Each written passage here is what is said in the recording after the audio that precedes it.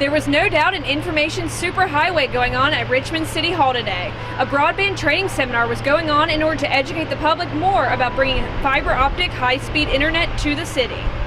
Consulting firm Solarity was brought in from Lexington. We spoke to Terry Barnes of the group, who told us more about what this means for Richmond.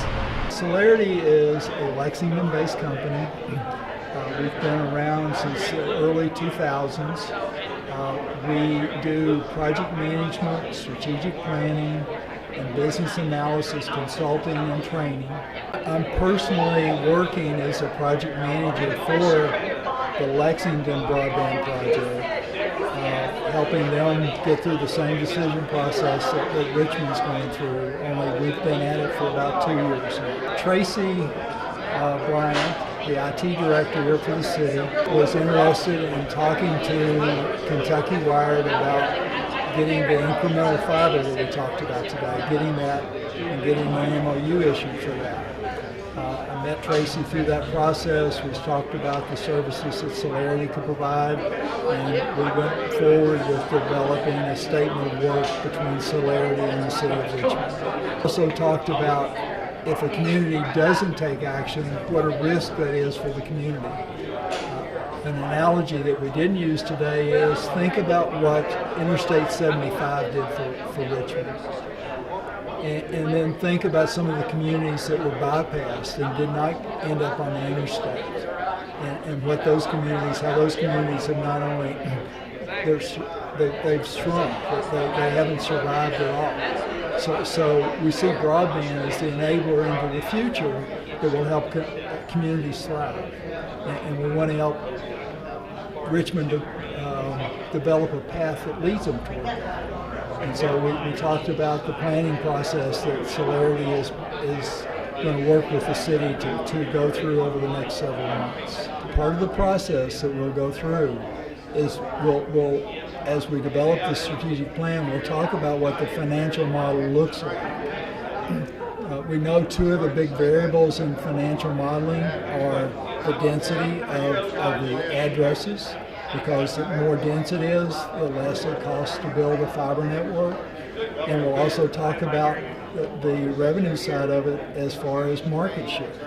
Because again, but whether the city will own the network, whether they'll partner with an existing provider like AT&T or Spectrum, or whatever that model looks like, we as Solarity just want to help the city put together the right pieces to make a good decision.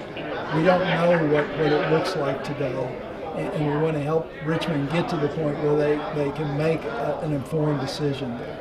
So we're still pretty far out in the planning of this? Yes, we are. We have just started. I mean, this is like the kickoff for our planning process. With two providers like AT&T and Spectrum here, I would say, especially for the urban area of Richmond, that you probably have at least a good quality of service. Kentucky Wired is a state-funded middle mile network. It's important to remember that it's a P3, a public-private partnership.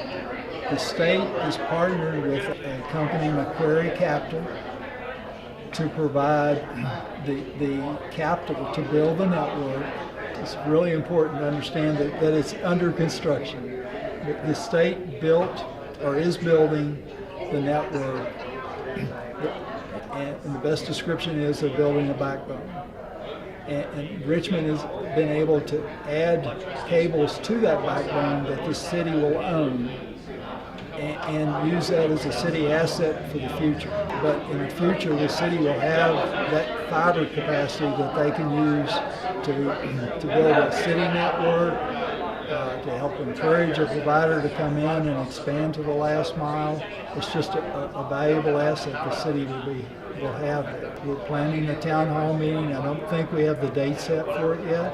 And then we'll plan to have some strategic planning sessions that we want to make as inclusive as possible, to bring people in and say, these are our ideas about what we want this to do for this city. And again, out of that, Solarity will deliver a strategic plan that takes that input and boils it down and we'll provide that to the city leaders for them to approve, and then we'll talk about what the next steps are from there. From City Hall in Richmond for WBON TV, I'm Marisa Hempel.